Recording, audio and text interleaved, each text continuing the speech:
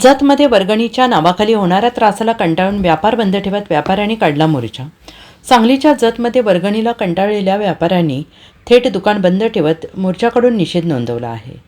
गणेशोत्सवाच्या पार्श्वभूमीवर जत शहरामधील व्यापाऱ्यांना वर्गणीच्या नावाखाली दमदाटी करून वर्गणी वसूल करण्यात येत असल्याचा आरोप करत जत शहरातल्या व्यापाऱ्यांनी आंदोलन केलं आहे। यावेळी शहरातील व्यापार बंद ठेवत व्यापाऱ्यांनी मोर्चा काढत पोलीस प्रशासनाने तातडीने सुरू असलेल्या वर्गणीच्या नावाखाली व्यापाऱ्यांचा छळ थांबवावा, अन्यथा व्यापाऱ्यांकडून तीव्र आंदोलन छेडण्यात येईल असा इशारा देण्यात आला आहे।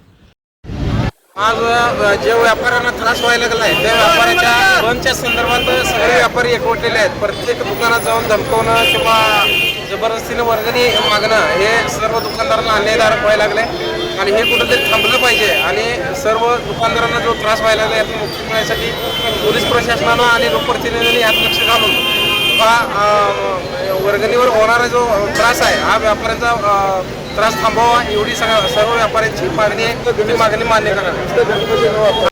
एक नवीन प्रकार चालू झाला आहे। वर्गणीसाठी यायचं 10,000 रुपये, 5,000 रुपये, 51,000 रुपये पावती टाकून जायचं आणि त्याची वसुली करण्यासाठी दमदाटी करायचं। हे यापुढे खपवून घेतलं जाणार नाही आणि जर कोण असं दमदाटी करत असेल त्याच्यावरती कायदेशीर आम्ही गुन्हे दाखल करू।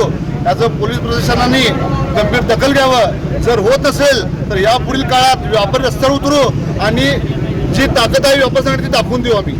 आणि सर्व प्रशासनाला एकच मला सांगणं आहे, आजच्या घडीला या गोष्टीचा आम्हाला तोडगा निघाला नाही तर हे नाही का बेमुदत बंद पुकारला जाणार आहे। हे आजच्या पुरतं राहणार नाही जोपर्यंत आम्हाला निर्णय मिळणार नाही, आम्हाला व्यापाऱ्यांना व्यवस्थित समाधानकारक उत्तर मिळत नाही तोपर्यंत नाही का आम्ही शांत बसणार नाही, हे चालूच राहणार। Bureau report SBN Marathi Jat.